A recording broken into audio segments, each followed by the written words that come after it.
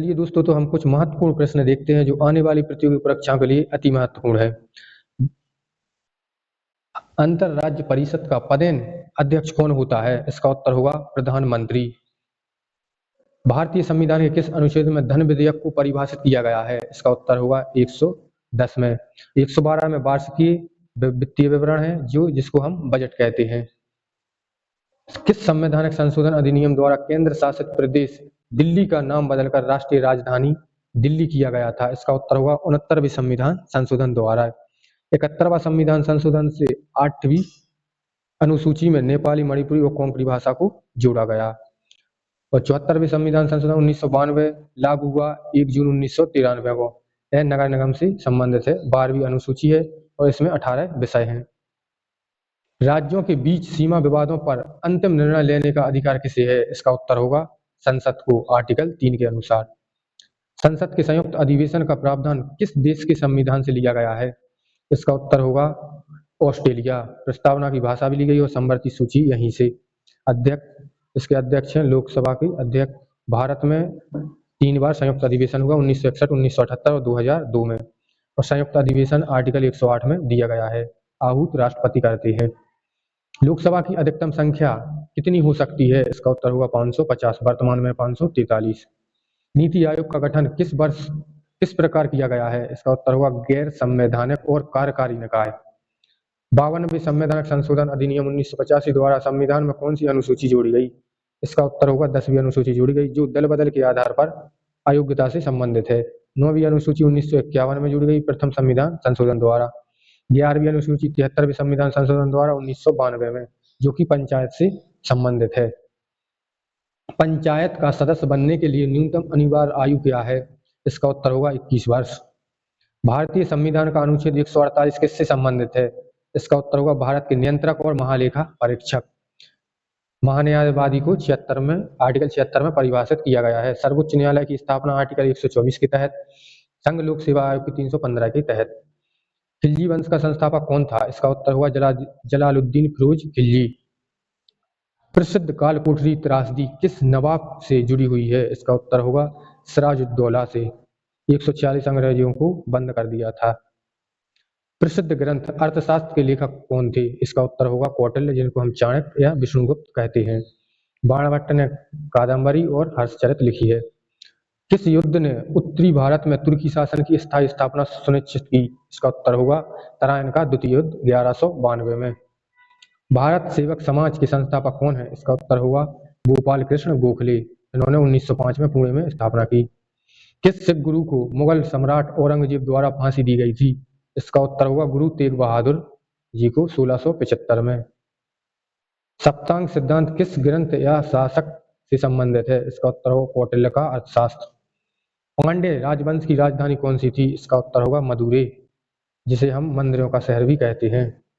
भारतीय राष्ट्रीय कांग्रेस की पहली महिला अध्यक्ष कौन थी? इसका उत्तर होगा एनी बेसेंट। और पहली भारतीय महिला थी सरोजिनी नायडू, जिन्होंने 1925 में कानपुर में अध्यक्षता की थी। नेली सेन गुप्ता 1933 में कलकत्ता में इन्होंने अध्यक्षता की थी। प्रसिद्ध अजंता की गुफाएं मुख्य रूप से किस राजवंश के काल में निर्मित की गई? इसका उत्तर होगा गुप्त काल। पूर्वी घाट और पश्चिमी घाट किस पहाड़ी पर मिलते हैं? इसका उत्तर होगा नीलगिरी पहाड़ियों पर। लेटेराइट मिट्टी के निर्माण का मुख्य कारण कौन है? इसका उत्तर होगा भारी वर्षा और तीव्र निच्छादन। भारत का कौन सा राज्य अभ्रक का सबसे बड़ा उत्पादक है? इसका उत्तर होगा आंध्र प्रदेश, जिसकी स्थापना 1 अक्टूबर 1953 में भाषा के आधार पर पहला गठित राज्य था।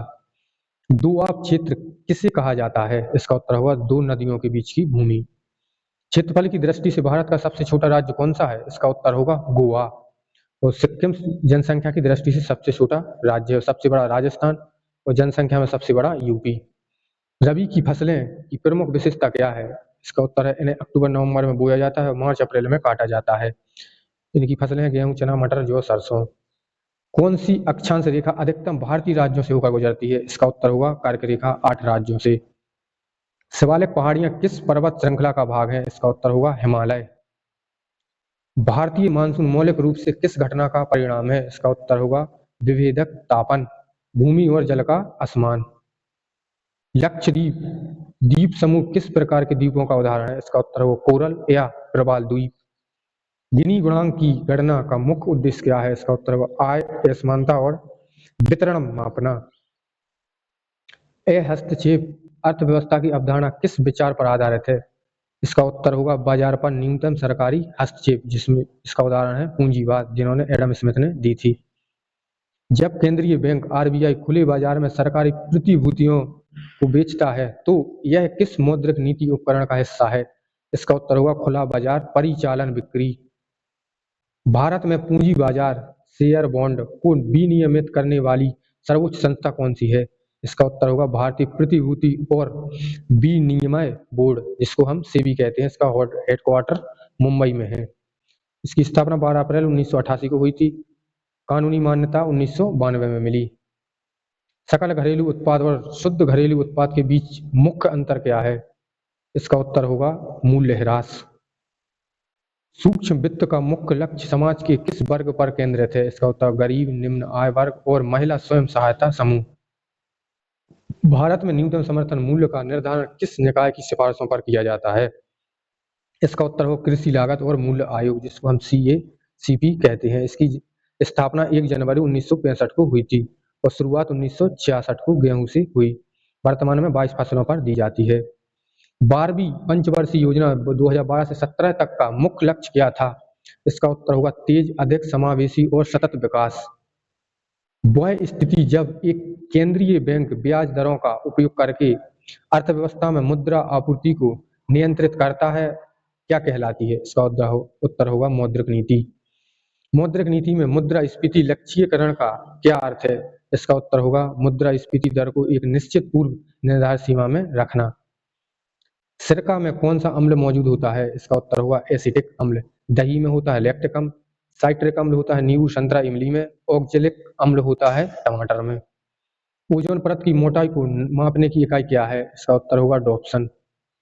पौधों का उनका हरा रंग किस वर्णक के कारण होता है? इसका उत्तर होगा क्लोरोफिल। इंद्रधनुष के निर्माण के लिए कौन सी 3 प्रकाश घटनाएं जिम्मेदार हैं? इसका उत्तर होगा अपवर्तन, फैलाव, जिसको हम विक्षेपण कहते हैं, और पूर्ण आंतरिक परावर्तन। मानव शरीर की सबसे बड़ी ग्रंथि कौन सी है? इसका उत्तर होगा यकृत। इस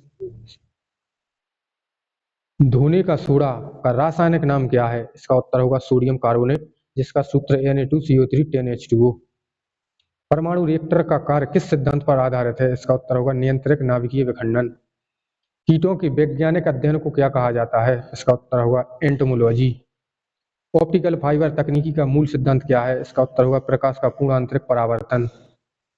प्रसिद्ध वैज्ञानिक गति के नियम किसने दिए थे? इसका उत्तर होगा आइजैक न्यूटन ने। तो चलिए दोस्तों, इसी के साथ हम अपनी क्लास का एंड करते हैं। अगर आपको वीडियो पसंद आए तो लाइक और चैनल को सब्सक्राइब जरूर करें। धन्यवाद।